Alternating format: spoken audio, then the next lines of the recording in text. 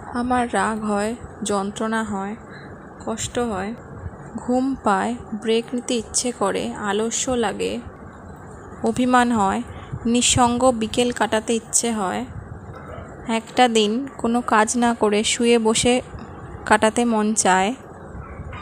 আমার শখ আছে, আমারও আহ্লাদ আছে, আমারও আয়নার সামনে নিজেকে দুদণ্ড দেখতে ভালো লাগে।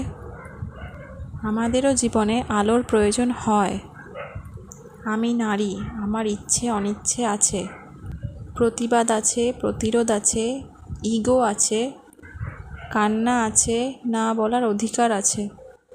অর্থাৎ যা যা শারীরিক এবং মানসিক অত্যাবশ্যকীয় বিষয় আছে সবটাই আছে।